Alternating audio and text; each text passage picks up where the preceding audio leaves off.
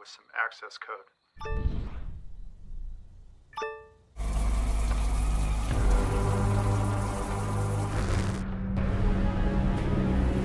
Halo pecinta film thriller.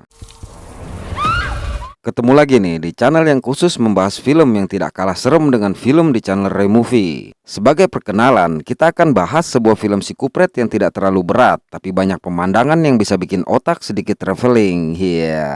Jadi film berjudul The Row yang rilis pada tahun 2018 ini menceritakan mengenai seorang remaja cantik yang baru masuk kuliah dan tinggal di sebuah asrama. Yang mana pada awalnya semua berjalan normal sampai akhirnya satu persatu para gadis cantik dan seksi di asrama tersebut dibunuh secara sadis, lalu potongan tubuhnya disatukan menjadi sebuah boneka. Sementara dia sendiri karena suatu alasan yang sangat sensitif akhirnya dijadikan korban terakhir dari sang psikopret. Wede, like dulu dong, sudah mendramatisir nih si Mimin.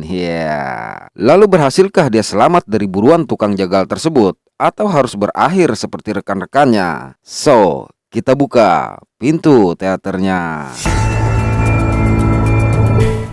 Film dibuka dengan menampilkan seorang ayah bernama Cole yang sedang mengantarkan anak gadisnya yang bernama Riley. Jadi ceritanya, mulai pada hari itu Riley akan tinggal di asrama bersama teman satu kampusnya yang bernama Beck. Kemudian Cole yang merupakan seorang detektif itu ditelepon oleh rekannya untuk menyelesaikan suatu misi. Pada malam harinya, Cole dan rekannya yang bernama Gray tiba di tempat target operasi. Setelah sekian waktu menyisir tempat tersebut, mereka bertemu dengan seorang wanita yang terlihat panik dan mengatakan orang yang mereka cari ada di suatu ruangan. Lantas mereka segera memasuki ruangan yang ternyata berisi gembong narkoba tersebut. Usaha penyergapan itu tidak mudah karena kelompok tersebut melakukan perlawanan, hingga akhirnya muncullah seorang wanita yang mengamuk melihat kekasihnya ditangkap. Ketika salah satu petugas lengah, sontak dia langsung menyandra petugas tersebut. Wanita yang tidak mau menyerah itu bahkan nekat menusuk sang petugas sehingga Cole harus mengambil keputusan untuk menembaknya. Namun sayang, pelurunya justru bersarang di kepala sang rekan. Walaupun akhirnya dia berhasil menghabisi wanita tersebut. Sehingga alhasil, Cole pun harus diskors atas tindakannya itu. Keesokan harinya di kampus, Beck dan Riley yang merupakan anak baru di kampus tersebut melihat sekelompok gadis seksi. Wah anjay, enak kayaknya kuliah di tempat ginian. Bisa nggak lulus-lulus anjir. Ternyata mereka adalah para gadis dari kelompok Pi Lambda yang merupakan suatu perkumpulan khusus cewek di kampus itu dan tinggal di sebuah asrama. Lantas Beck mengajak Riley yang rupanya masih virgin, untuk bergabung dengan kelompok yang akan menerima anggota baru itu. Mantap. Pada malam harinya, Riley yang tidak terbiasa dengan suasana party memutuskan keluar mencari udara segar. Di halaman, dia bertemu dengan seorang pria yang mengaku sebagai petugas parkir sambilan dan lantas menanyakannya apakah dia akan bergabung dengan kelompok Pi Lambda. Namun belum sempat Riley menjawab, Beck muncul dan mengajaknya kembali ke dalam. Esok harinya, pesta penyambutan yang lebih panas pun berlanjut. Wadaw, mimisan nih Mimin kalau di tengah situ, hede. Tapi kalau Om Dayat dan Mas Emon bakalan bilang ini surganya Serebi Lempit. Wanjay. Di pesta tersebut, mereka bertemu dengan seorang pria tampan bernama Carter yang merupakan anggota kelompok pria bernama Zeta dan sebenarnya sejak awal sudah mengincar Riley. Mereka juga diperkenalkan dengan para anggota Pi Lambda yang sangat menggoda ini. Ketika diceritakan bahwa sang ibu adalah mantan ketua Pi Lambda semasa kuliah dulu, Riley pun terkejut karena ayahnya tidak pernah bercerita mengenai hal itu. Namun perhatiannya teralih lantaran party tersebut dimulai.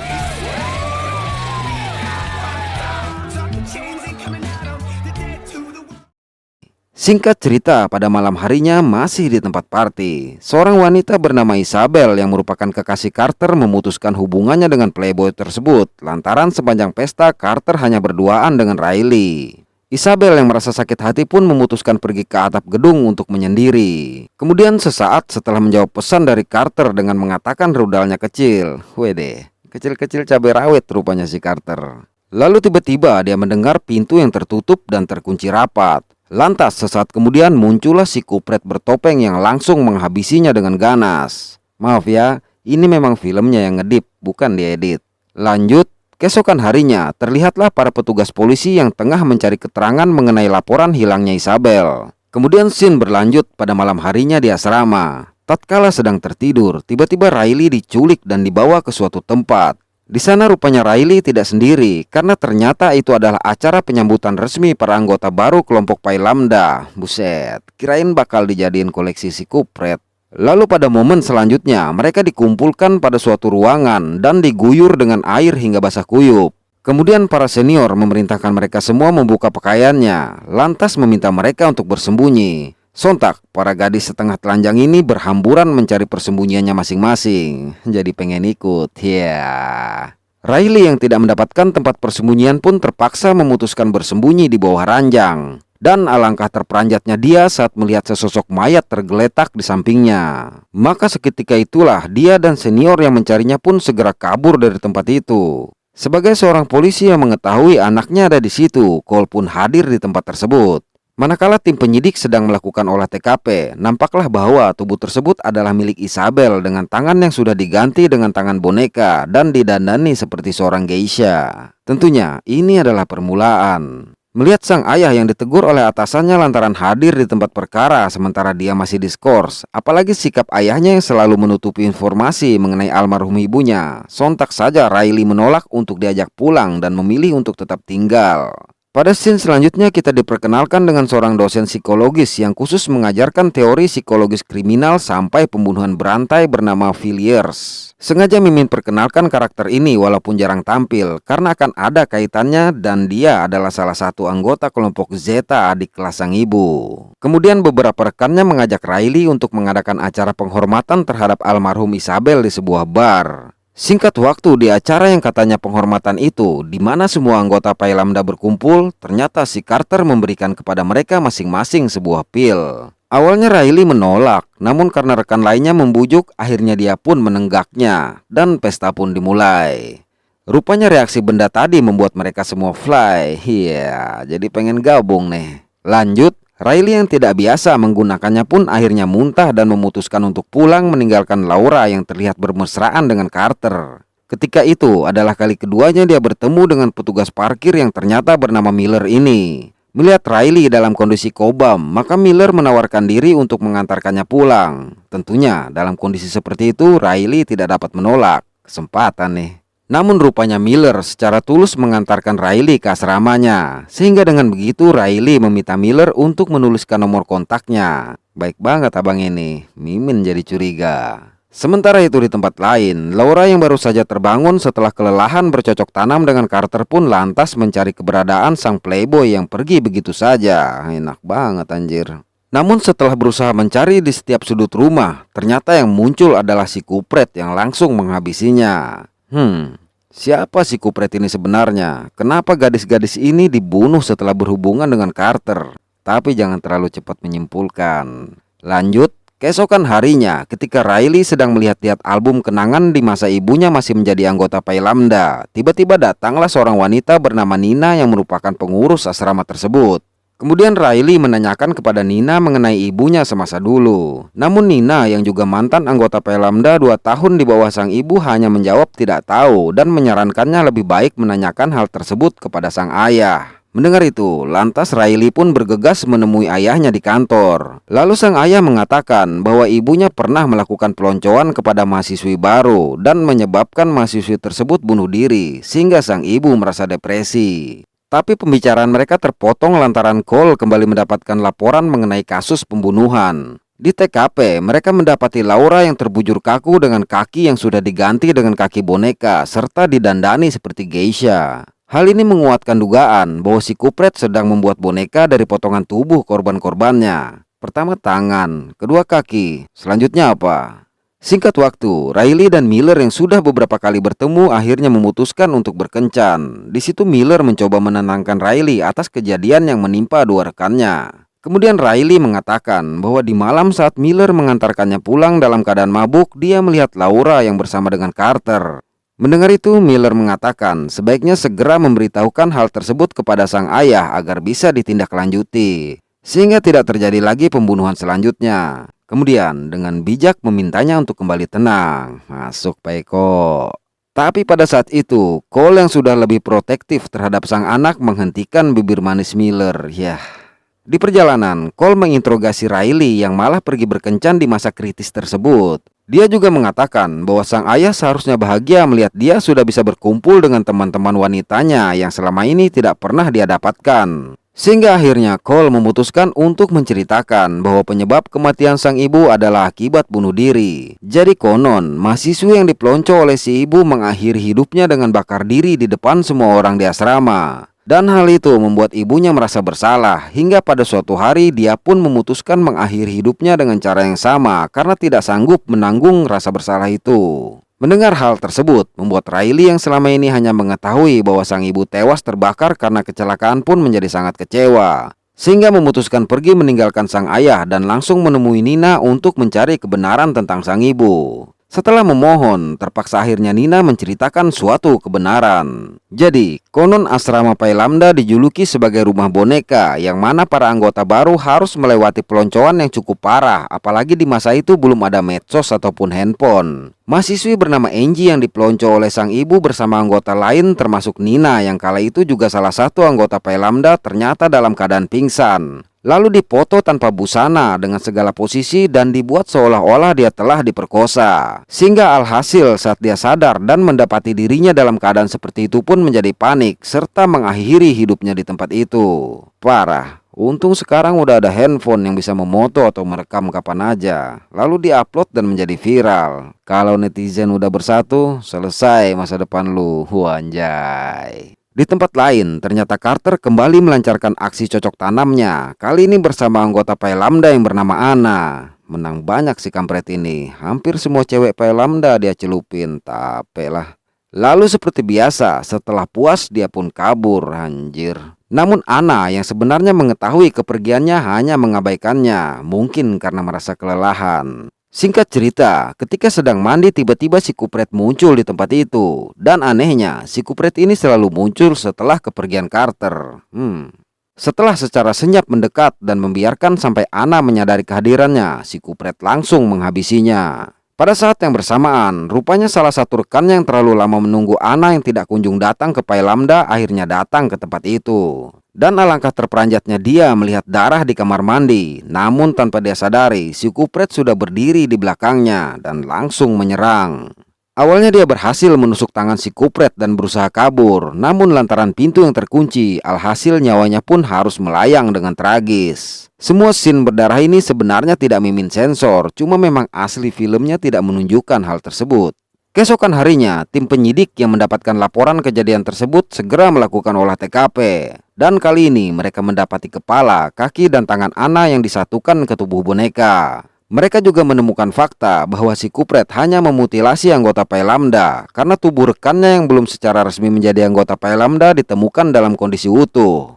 Si Kupret ini pun tidak pernah membobol pintu atau jendela, sehingga memberi dugaan bahwa pelakunya adalah orang yang para korban kenal. Lantas, pihak kepolisian segera menciduk Carter yang tentunya telah melakukan percocok tanaman dengan ketiga gadis tersebut sebelum ketiganya dihabisi. Sayangnya hasil interogasi tersebut pun tidak menunjukkan bahwa dialah pelakunya. Memang terlalu mudah bila menyimpulkan Carter lah pelakunya kalau hanya berdasarkan alibi cinta tersebut. Karena tidak mungkin seorang si Kupret meninggalkan jejak yang begitu jelas. Hal ini kebetulan saja karena Carter memang terobsesi untuk bercocok tanam dengan semua anggota Pai Lambda yang hot-hot itu. Sehingga si Kupret pun mengambil momen tersebut untuk melakukan aksinya. Kemudian ketika Riley menghubungi ayahnya, sang ayah mengajaknya untuk bertemu. Dia bahkan mengizinkan Riley untuk mengajak Miller ikut dalam pertemuan mereka. Mendengar itu, tentu saja membuat Riley merasa senang, sehingga berencana melakukan dinner bertiga di rumah mereka di malam itu. Namun lantaran sang ayah yang juga ada pertemuan dengan atasannya, maka Cole meminta untuk bertemu di jam 8 malam. Pada menjelang malam di halaman rumah Riley, secara kebetulan Villiers sang dosen menyapanya. Dia mengatakan bahwa orang tuanya baru saja pindah ke daerah itu, sehingga membawa sofa di truk yang dia gunakan. Anehnya, sang dosen juga mengetahui bahwa Riley mengadakan dinner dengan orang tuanya, padahal dia hanya memberitahukan hal tersebut kepada Miller. Sedikit mencurigakan dosen ini, atau jangan-jangan Miller yang memberitahukannya. Kita lihat saja. Lanjut. Pada malam harinya, tatkala Riley sedang mempersiapkan acara dinernya, Miller yang sudah diundang pun datang dengan membawa sebuah tas besar dan tangan yang diperban. Terlihat juga gerak-gerik mencurigakannya yang memperhatikan keadaan sekitar rumah. Di tempat lain, sang ayah yang akan menghadiri dinner dengan atasannya tiba-tiba tersadar bahwa untuk masuk ke sebuah rumah tidak harus membobol, karena tinggal membuat kunci cadangan saja setelah melihat petugas parkir yang memegang kunci-kunci mobil. Sehingga seketika itulah dia bergegas pulang untuk mendatangi Riley. Hal ini dia lakukan mengingat Miller yang selama ini berperan sebagai petugas parkir setiap ada acara yang diadakan oleh Pai Lambda, sementara dia tidak berkuliah di situ. Yang mana semua kunci mobil yang disatukan dengan kunci asrama dititipkan kepadanya, sehingga dia memiliki waktu untuk meletakkan kunci asrama itu di cetakan, lalu membuat duplikatnya. Dengan begitu, artinya dengan mudah dia menyusup ke asrama tanpa perlu membobolnya. Apalagi setelah Gray berhasil menemukan berita bahwa mahasiswi bernama Angie yang tewas bunuh diri akibat peloncoan adalah kakak kandung dari Miller. Kembali ke rumah, Miller yang sedang membantu Riley tiba-tiba keceplosan mengenai kebakaran yang menimpa sang ibu. Dan hal ini membuat Riley bingung karena dia tidak pernah memberitahukan hal itu kepada Miller. Namun dengan tenangnya Miller mengalihkan perhatiannya. Lalu tanpa Riley sadari, sekelebat bayangan lewat di depannya. Sementara itu, pihak kepolisian yang menggeledah rumah Miller menemukan sebuah truk persis seperti yang digunakan oleh Villiers terparkir di depan rumahnya. Dan alangkah terperanjatnya mereka ketika menemukan potongan tubuh yang telah disatukan tanpa kepala di dalam truk tersebut. Kembali ke rumah, Riley yang mencari Miller karena tiba-tiba lenyap menemukan tasnya yang berisi topeng berlumuran darah. Dan di saat yang bersamaan, muncullah Miller dengan ekspresi yang jauh berbeda dari sebelumnya. Lalu dengan penuh amarah, dia mengatakan bahwa dia menyaksikan kakaknya membakar dirinya dalam keadaan telanjang akibat ulah ibunya Riley. Namun omongannya terputus ketika Riley berhasil memukulnya. Tapi dengan mudah dia merobohkan Riley. Lantas melihat Riley dalam keadaan pingsan, dia tidak langsung membunuhnya karena jelas Riley tidak merasakan apa-apa. Sehingga dia kembali membawanya pergi dengan merampok sebuah mobil tetangga. Sadis anjir. Sementara itu, Cole yang dari tadi tidak berhasil menghubungi Riley mendapatkan kabar dari Gray bahwa Miller membawanya ke Pai Lambda, sehingga dengan segera dia pun menuju ke sana. Singkat waktu di Pai Lambda, petugas yang berjaga pun langsung dihabisi oleh si kupret. Untung saja, sesaat kemudian para polisi dan juga Cole tiba di tempat itu. Namun Miller tidak menunjukkan rasa takut dan tetap berniat memotong kepala Riley di hadapan mereka untuk melengkapi boneka buatannya. Dia juga mengatakan bahwa dugaan mereka mengenai sang ibu yang tewas karena membakar dirinya adalah salah, karena sebenarnya dialah yang membakar ibu Riley untuk membalas dendam kematian kakaknya. Walaupun saat itu dia masih anak-anak, awalnya dia sudah cukup puas dengan menghabisi dan berhasil menutupi jejak pembunuhannya. Namun dendamnya itu tiba-tiba kembali bangkit setelah mengetahui Riley pun mengikuti jejak sang ibu dengan bergabung menjadi anggota Pai Lambda. Sehingga dia bertekad membuat sebuah boneka dari potongan tubuh anggota Pai Lambda. Karena Pai Lambda sendiri dari dulu disebut sebagai dollhouse yang memperlakukan setiap anggota barunya seperti boneka. Dan puncak dari rencananya adalah menjadikan kepala Riley sebagai bagian akhir yang harus dia ambil untuk membentuk bonekanya. Sadis anjir. Mendengar ucapan Miller, Riley pun tidak hanya pasrah. Lantas dengan nekat dia menahan mata pisau yang mengarah ke lehernya, lalu mencengkram luka Miller. Sehingga dengan begitu dia memberi peluang kepada sang ayah untuk menghabisi Miller. Lalu film diakhiri dengan flashback di mana setelah Villiers menemui Riley menggunakan truk yang ternyata berisi potongan tubuh tersebut, rupanya dia menurunkan Miller yang bergegas menuju rumah Riley. Artinya, sang dosen yang mendalami ilmu psikologis pembunuhan berantai itu masih akan melanjutkan misi Miller. Dan kita akan lihat seberapa psikopretkah sang dosen tersebut. Wanjay.